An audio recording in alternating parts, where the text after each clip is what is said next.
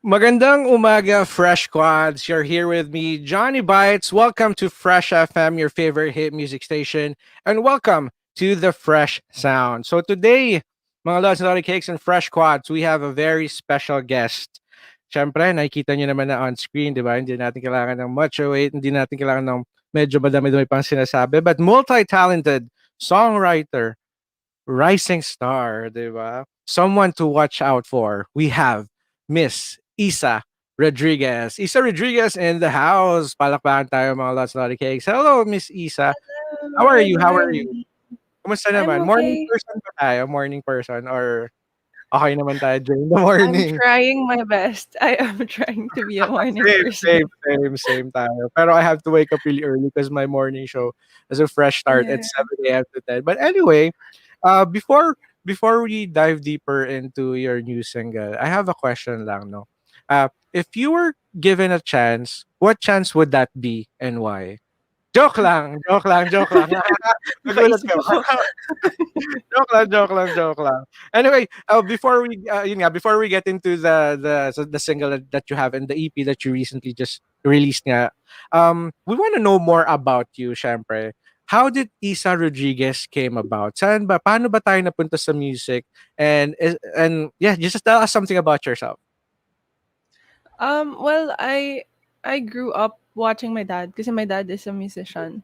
So, I would watch him practice, ganyan. Tapos, ayaw niya kasi, gusto niya kasi matuto ako on my own. So, he never really taught me ng, Mhm, as in, rektahan. So, he would leave me alone with the keys or with the mhm, drums, ganyan. Tapos, pakinggan mo to, tapos balikan mo ako pag okay na. Parang ganun siya magturo. So, that's how I grew up, like really just watching my dad. And then when I was in grade 4, that's when I started writing my own music. Tapos di mhm. na ako tumigil ever since.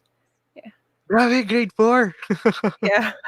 Grade 4? So, I mean, nung grade 4 ka, you started writing your own music. Pero prior to that, you are playing different instruments na. Or I started nag-aaral ka na with din? the keys. Nagki-keyboard ako nung time na yun. Wow, Mm. nice. And then parang naging specialty mo na lang kasi I would see you ano na most likely playing the guitar. Yeah, Or kasi ang talagang hirap dalhin ng keyboard sa gig. Yun talaga oo, yun. mabigat. Nag-aral ako Oo, mag-guitar mabigat, for that. mabigat. Pero sabi mo na kanina, you also do drums? Nagpa-percussions ka din? I tried for a while. I wanted to learn how to play the Mm. drums, pero ewan ko, hindi siya for me, I guess. Okay. Ang nagulat ako, grade 4. Yeah. Nagsusulat ka na ng kanta. Were you able to produce the songs that you made like nung nag-grade 4 ka pa? Were you No, able to so nakatago no, pa din siya. So it's pretty much just nakatago. memories lang talaga. Yeah, kasi Yun, siyempre when we start naman 'di ba, parang hindi naman maganda agad yun. So, medyo pero cringy pa siya. do you still remember what to write about? Kasi grade 4 'di ba inisip ko, ano ba naiisip ko nung grade 4 ako? Ano ba Oo, yung naisip ko na nun? I was writing my own songs. Well, the first song that I wrote, dahil pinakanta ko for an outreach, Oh, tapos wala akong maisip na kanta na pasok dun sa message na gusto nilang sabihin. So, hmm, I ended up just writing. mhm. Kasi parang na-in-love ako with songwriting. Mm. Yun. So, talagang songwriting yung first love mo ta's it came na lang na you became a singer din. So, how did Yeah. you found out na may boses ka pala? I mean, you mentioned that 'di ba, na pinakanta ka sa isang performance. So, but, kumakanta ka na ba talaga aside from songwriting before pa? Um, nung grade 4 din ako kasi I joined the choir sa Hmm. parish namin. But it was actually just really nainggit ako sa mga pinsan ko kasi part sila nung choir na yun. Pero hindi ko alam na marunong ako kumanta. So, akala Hmm. ko lang, okey nasa tono ako, okey na yun, parang gano'n.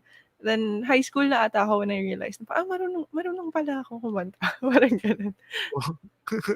So, but is this plan talagang ito ba yung gusto mo talaga gawin? Was this really something that you wanted to do ever since? Kasi you mentioned na yun nga, you just wanted to, nainggit ka sa mga cousins mo, so you wanted to be in with them, so tapos na-realize mo. So, was it something na planned na this is something that I wanna do?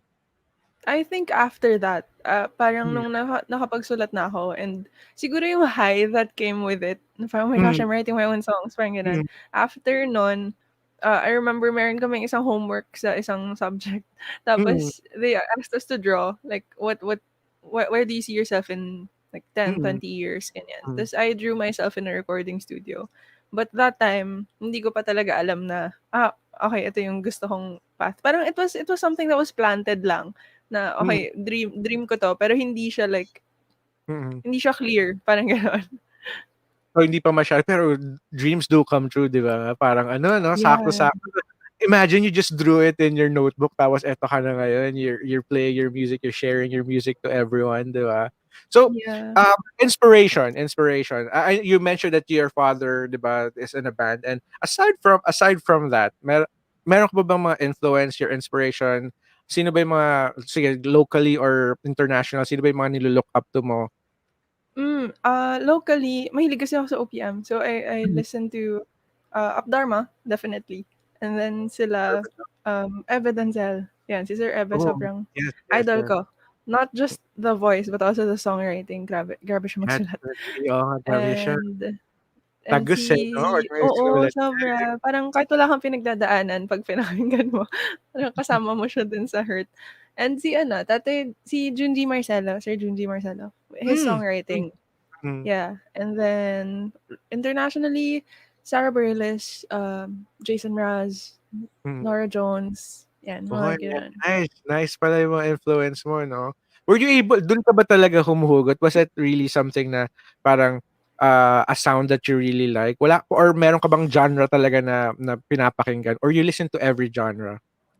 I listen to a lot of different genres. Hmm, And I remember before, nung nagsa-start pa lang ako, yun yung problem ko. Parang hindi ko alam kung, pag tinanong ako, anong genre mo? Hindi ko siya masagot lagi. Is, ano, si Tatay Junji, siya yung nagsabi sa akin na, okay lang yun, wag mo ikahon yung sarili mo sa isang mm, genre lang. Kasi, di ba, the more that we listen to music, mm. yun yung lalabas eh. Di ba?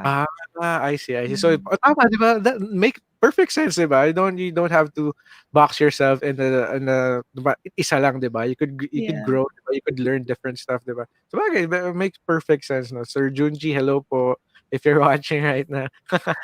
So yun, meron lang nagtatanong dito over at Facebook. Sabi niya, may plans ba siya na i-produce yung songs niya na gawa niya nung grade 4 siya? Oh my gosh. Do you still have plans? Just for siguro 'no, baka lang. Cringy talaga siya as in alam mong grade 4 yung nagsulat, Oh, grade gano'n. 4 yun talaga. Eh, baka puwede mo siyang i-tweak ng konti 'no, to make it more ano, to make it more you, 'di ba? Pero grabe, nagulat talaga ako grade 4 kasi ako nung grade 4 ako parang I mean, parang wala pa yata ako masyadong iniisip dun, ikaw nagsusulat ka na ng sarili mong kanta. Well, No, anyway, thank you very much for yeah, sharing a bit about yourself. So, let's go thank over to you. your new single, kasi yung Habang Buhay, yun naman ang pag-usapan natin. Habang buhay ramdam ko na agad, eh, parang may hugot na, eh. Ano ba yung habang buhay? Para ano ba yung ibig sabihin ni habang buhay? And you could talk about the process ano na rin kung how it was produced and kung paano siya nagawa and what's it for you, yung habang buhay? Sige. Well, Habangbuhay was written, during the pandemic. So medyo a few months in pa lang, I was worrying about my future. Kasi siyempre Hmm, ano, as a musician, 'di ba, nawalan tayo ng live events, nawalan mm, tayo ng source of income in a way. So, yeah, I was worrying about that na paano yung future ko? Medyo ano overthinker kasi ako. So mm. inisip ko, paano 'pag nagkapamilya na ako? Paano 'pag ano mo yun, 'pag kinasal ako, anong pera, saan ako kukuha ng pera, ganyan. And so I was worrying about that and then this came about, yung Habang Buhay na song na, hindi ko mabibigay yung magarang buhay, alam mo yun? Hindi kita mabibigyan ng magandang bahay or like everything that you've ever dreamed of. But I would choose you every day, parang gano'n. Na for the Oh. rest of my life, like eto yung mabibigay ko sa'yo, yun. Wow, that's super nice. So, same, overthinker, 'di ba? Pero a lot kasi talaga 'no, has been hit really bad by the pandemic. So, Yeah. it's really something. Pero this is Habang Buhay, it talks about ano naman, eh, 'di ba? Maganda yung meaning niya. Pero grabe, naisip mo na agad yun, from ikakasal ka to the bahay and all. Pero in fairness, pero Gano'n ako mag-overthink. pero in terms of writing, mabilis mo ba siya nagawa? Was it gaano siya kabilis bago mo siya nagawa?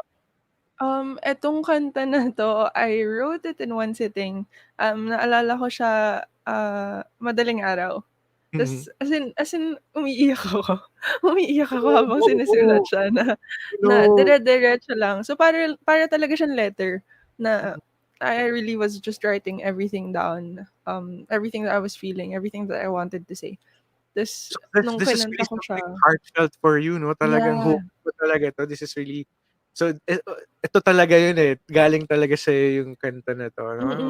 Tas ang ano pa nun, nung pino-produce namin siya since pandemic, hindi kami makapagkita nung banda, nung arranger.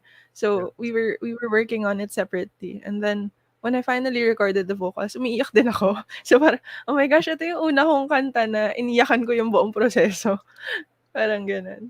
Uy, grabe sobrang emotional nung kanta na 'to. Well, it transcends naman. I heard the music. I actually played it first thing kanina on the on my program. So Thank sobrang you. every time I hear it parang may yung feeling, alam mo yun, parang and ano siya, ang ganda promise. I mean, no ano, maganda talaga siya. Thank Well, you.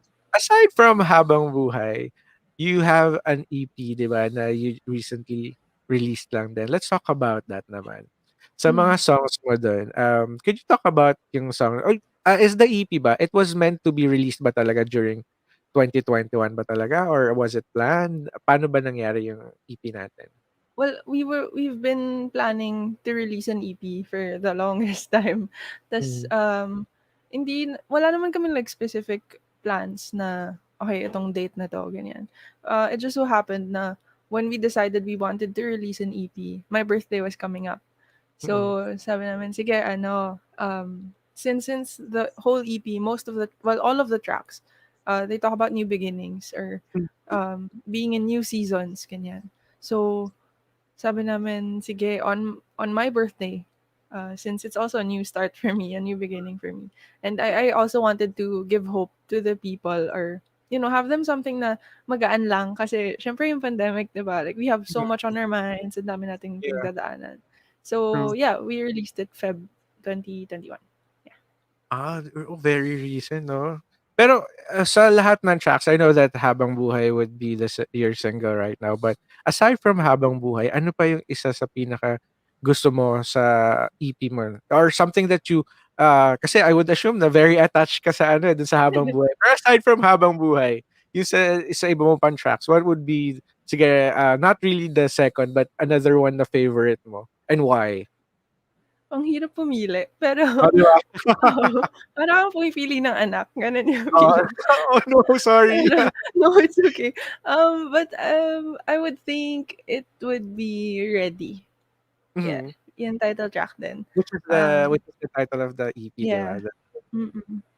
Yeah, kasi ano siya, eh, I think it captures, it's actually a song that came out of a dream, um, na I was socially isolating myself. I mean, okay, sige, physically, we're distancing ourselves dahil protocols, pero Mhm, socially, medyo in-isolate ko rin yung sarili ko na when I got really overwhelmed with everything, I mhm. stopped talking to people as an Hmm, introvert and as someone okey. who Yeah, overthinks I a lot. understand, I understand, I 'Di understand. ba? Parang Mm, medyo sumobra ako dun sa limit na 'pag may kumakausap sa'kin parang, mm, okey lang." Ta's I wouldn't really talk about, like, what I mm, felt or what I was mm, going through. And then parang may isang araw lang na napagod ako. So, mm, when I was praying sabi ko lang, "Lord, ayoko na, hindi ko na kaya mag-isa 'to." And then, yun, yung it came out of a dream na I was in a big well. Tapos pagtingala ko kasi sobrang taas niya. Pag tingala ko andun si Jesus sa edge and then may hawak siyang ladder. mhm. So, sabi lang niya, "Take your time whenever you're ready." And then that's how the song came about na we also have to want to get out of it. So, yeah. Wow, grabe. Grabe, sobrang ano pala ng mga grabe yung songwriting mo, 'di ba? Parang really from you talaga, sobrang heartfelt. Pero yun talaga naman sometimes the path that we see, is different from what God yung was in store for but it doesn't mean that we cannot get there, 'di ba? Siguro it really just sometimes it takes time lang talaga. Pero grabe Yeah. nagugulat ako knowing the meaning of the song. I mean, 'di ba kasi when we hear it, 'di ba parang, sometimes kasi songs, 'di ba, we interpret it differently but right now Yeah. talking to you and then I get to find out yung it came from a dream tapos gano'n. Grabe, sobrang sobrang na-a-amaze ako right now. But how about the other tracks that you have? Can you talk about them then? Right. Most of them were written. Well, all of them were written during the pandemic. Oh, lahat So talaga siya during the pandemic mo yeah, siya okay. except yung Blue, I wrote it Hmm, a few years back, but I never got to finish it until the pandemic happened. mm. Um, nung yung Blue naman, first ko siya sinulat nasa beach ako, which explains the imagery. Yeah, yeah, Is I saw the video. Yeah, parang ano kasi siya, eh, I was looking alam mo yung 'pag nasa bangka ka sa gitna ng ocean and then you see like where the sky yung Mhm, shades ng blue from the sky to the sea. mhm, So I was looking at that ta's parang, mahilig talaga kasi ako sa nature. So when I was looking at it parang ang galing 'no, parang isang kulay lang siya pero ang daming iba-ibang shades pero alam mong like may peace, parang gano'n. So mm. I compared it to a person, you don't really know the person fully, Mm. but Kasi it's eto, beautiful. parang feeling ko lahat ng songs mo based from experience, eh. Eh, yung Blue ba, is it based from experience ba 'to? Ano ba 'to, hugot din ba 'to? When I first wrote it, wala akong person in mind. Pero Hmm, pero okey. now, yeah, when I finished it meron na. So yeah. Ay, yan, yun, eh, yun yun, yun yun. No, pero grabe, I mean, again, I'm super amazed talaga when kasi 'di ba when we talk to the artist, 'di ba, sometimes when we listen to them tapos 'di ba yun nga 'di ba yung sa songwriting process, for you talaga galing talaga siya sa ano, hugot talaga siya. It's from Yeah. experience and from sa dream, 'di ba, about yung sa pandemic. Tapos you wrote something came out good during the pandemic because you were able to write music talaga. Although I know that Yeah. some of it probably kasi you felt isolated, yung mga gano'n, but something came out good, 'di ba? Kasi you were Mm. able to write the songs that, sobrang sobrang relatable din. So, thank you for the music that you're sharing to us. Anyway, Thank you. we're gonna go over to our Facebook kasi merong mga questions tayo na kinumpile na Mm. our viewers are the viewers na pala na nag-ask sa'tin. So, I have here on my end 3 questions that they'd like you to answer. Don't worry, madali lang siya. Kayang-kaya mo na sagutin. Pang Miss Universe yung mga questions natin Naku po. naka-prepare dito. This is someone ano, I'm not sure yung name niya kasi yung username niya is Boba Chai. So I'm not really sure if it's Boba Chai or Boba Chai. But from Boba Chai, if you can be someone, another musician to be exact, who would you want to be and why? Oh, di ba? May ganun. Thank you for that wonderful question. Another musician, I think internationally, ngayon, ang iniisip ko is either si Sarah Bareilles or si Lauren Daigle. I'm not sure Mm. if you guys know her. Yep, yep. Yun. Yun, sila. Why? Yung Ay, question niya sorry, daw. may why nga pala, sorry. Hindi ako puwede pang Miss Universe, Uy, hindi, grabe, grabe, hindi. Pwede, pwede. I think, well, si Sarah, close kami 'no, si Sarah. Pero si Sarah Bareilles, ano Mm, kasi, very heartfelt din siya magsulat, eh, na, pero hindi nawawala yung artistry nung music niya. So, mm, I really admire her for that and mm. also, 'di ba, she ventured into theater and it's something that I've Yes. always wanted to try as well. Also, So, you wanted to go to ano din, you wanted to try theater din. yeah, but I'm Acting. so Acting ba? shy. I'm so shy. I tried before, well, acting hindi kasi Mm, hindi ko talaga kaya. Parang mm, nahihiya talaga ako. But I've tried before in high school. We wrote a musical. So that was my only experience and I enjoyed it so mm. much. So yeah, that's something I wanna try in the future as well.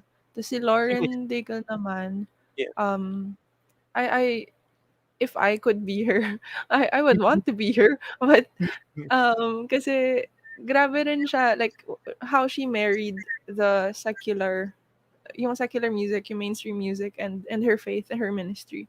So that's Mhm. also something I want to do.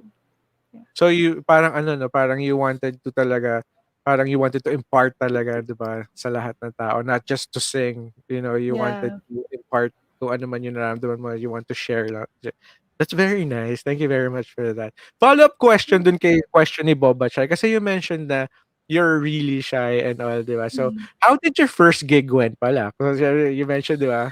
Kumusta naman yung first gig mo? Was it, kasi usually when we interview people like artists, sinasabi nila na may nangyari na mess up and all. How about you? How did your first gig went? My first gig, it was I think it was a school event nung college na ako. Mm, Tapos hindi pa ako marunong mag-guitar nun. mm, So I think I got a couple of friends to perform with me. Kumuha ka ng mhm, isang gitarista, tapos yung friend ko, may duo kami nung college. So, um, I remember sitting in the corner, tapos pinapep talk nila ako kasi sobra akong may stage fright na, as in, hindi ako nagsasalita, tapos tubig ako ng tubig, ganyan. So yun, parang after that, na-enjoy ko naman. Siguro dahil kasama ko yung friends ko on stage. mm, So, I don't really remember what happened on stage. It was mhm, more of the feeling of being there with my friends. mm. Kasi for sure hindi maayos yung performance ko, pero masaya naman. So I guess that's fine. I'm pretty sure people loved it kasi nandito ka na now, 'di ba? Wala kang video nun, wala kang ano, wala kang Parang like wala. wala na.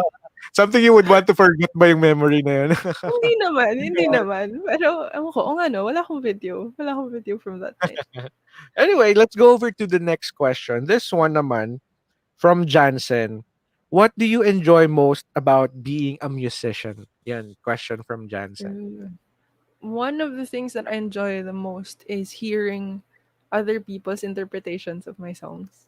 Na Mm, madalas kasi hindi ko siya naisip that way na puwede mm, palang gano'n yung maging message niya sa ibang tao, mm, ayun. So I really enjoy that, and also hearing them sing my songs back to me. That was something that I never really, thought I would experience. So I remember the first time it happened, sobrang, "Huh, alam nila yung kanta ko." Parang very overwhelming na, 'cause I'm used to singing alone in my room, mm. ganyan. So the first time I heard them sing it back to me, parang, Wow, I that's think so I'm doing great. something right, parang gano'n. Definitely Mm, you are. You are doing something right, Isa. Definitely. And thank you. last question we have from our Facebook friend King Joshua Perez daw. If you can have one napunta sa superpower. If you can have one superpower daw, what would it be and why? Grabe superpower talaga bigla. Hmm, superpower. Ano nga bang gusto kong mangyari? Siguro ano, invisibility Hmm. as an introvert. Para, "Okey, don't talk to me today," ganyan. So, papa-invisible na lang muna ako, gano'n. Invisible na lang muna siya para makapagtago ka muna sa mga tao. Yeah. Pero grabe, you're an introvert pero you like performing, 'di ba? Yeah, I've heard, quite a few times na ibang tao daw ako when I perform or when I sing. Mm. I don't know how it happens, but I guess Siguro when you're in the moment. oo talaga na when you're in the zone nga, 'di ba sabi nila, it's Mm, probably something that you really want kasi, 'di ba? yeah. So what do you think about when you sing pala? I mean, ano ba yung tumatakbo sa isip mo when you sing? Most of the time, I just pretend that everyone watching are my friends to Hmm, eliminate the anxiety. And also, na parang nagkukuwento lang ako. So, kung ano yung kinakanta ko, I try my best to include the listeners in the journey. Like, mhm. this is what I'm going through, this is what I'm feeling, or this is what I want to tell you. So, yun, most of the time ganun. Inisip ko talaga yung kwento. Ayun, speaking outside of the music industry, may nagtanong dito from Nico Almaria over at Facebook. Sabi niya, "What is Isa's skincare routine? So pretty, all smiles, pero solid ang lalim ng hugot niya always. Keep singing and writing." So Isa, ano namang iyong skincare routine? May nagpapatanong. Oh This my one is gosh, from Nico Almaria. this is something I never thought I would receive. Kasi, oh my gosh, I grew up with really bad skin. So, Uy, grabe. yeah, as in, Mm, well, genetics. mm, Sensitive skin, sobrang sensitive skin. So, nabully ako before because of that. Because I had like mm, acne growing mm, up when I was mm, little. But mm. ngayon, ano ba skincare routine ko?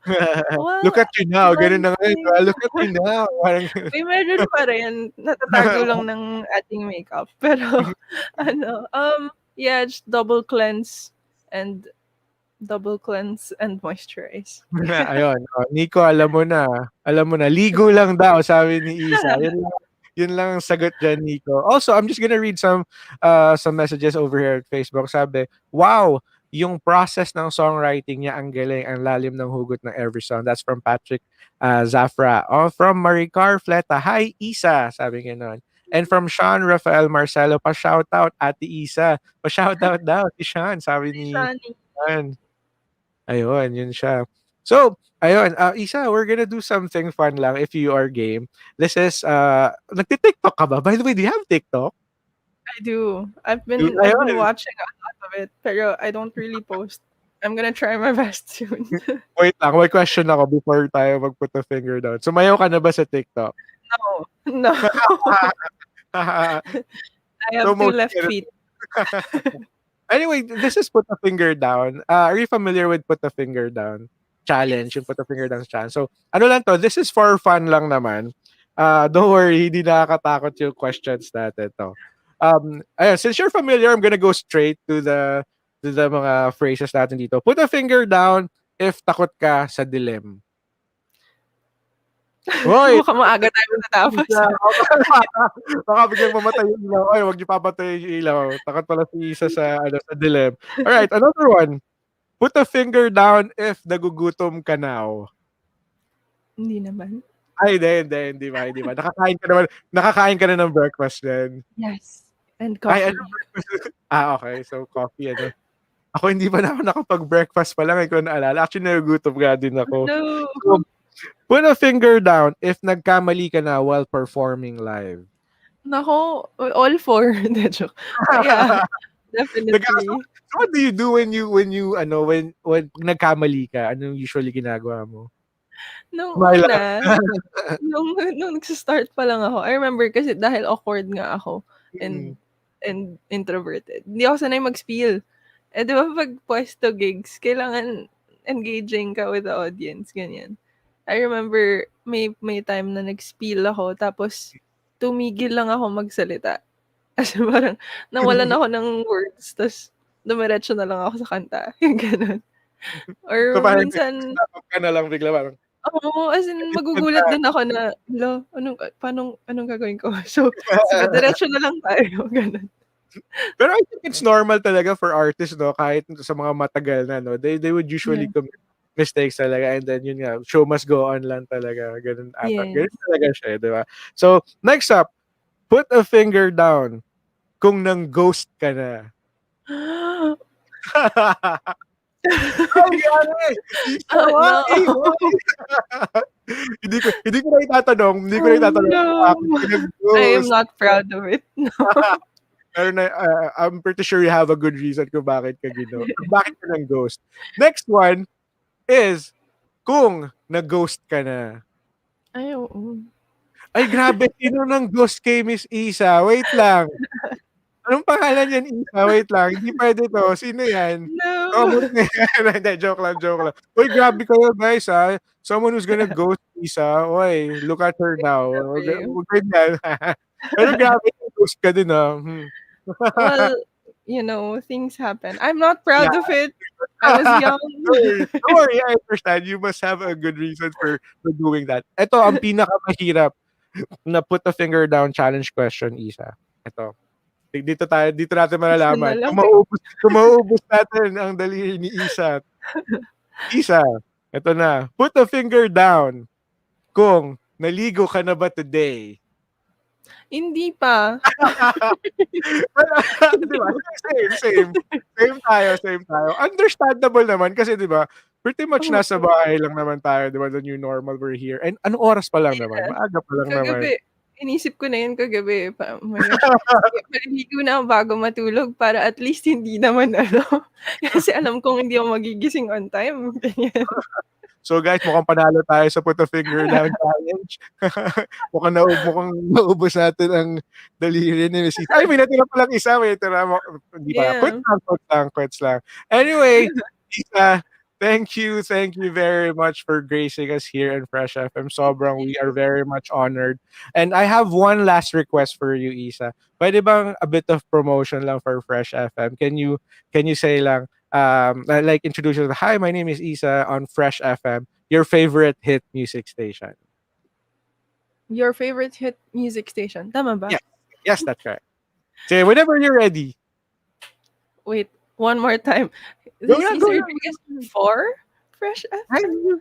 yeah. On Fresh FM? Or sige, Sabi kahit sa'yo, Fresh FM na lang. overthinker Isa ako. for Fresh FM. Okay na yun. Alright. Hi everyone, this is Issa Rodriguez for Fresh FM. Your favorite, ano daw? Hit music station? Your Yes, that's favorite right. hit? Okay, sorry. One more Okay lang, time. kahit Fresh FM na lang. We're very much okay with that. Kahit Fresh FM lang. Okay. Hi everyone, this is Isa for Fresh FM, your favorite hit music station. Yeah, Yan. that's all good. That's all good. All good, Isa. And, perfect na Awkward yan. That's good for us. Thank you very much, Isa. The floor is yours. If you have, please promote your new single, Habangbuhay. Also, your socials, if you have upcoming gigs and anything. If you want to share something or any message for your fans, right now, nasa YouTube Live and Facebook Live natin. The floor is yours, Isa. All right. Before anything else, thank you for having me. Thank you so much. And yeah, thank you to everyone who's here. I hope you guys could listen to my music. I have an EP out called Ready. It's on all digital platforms: Spotify, Apple Music, Amazon, wherever you guys want. And you guys can check that out. Share it with your friends. Also, you guys can tag me if you wanna tag me on anything.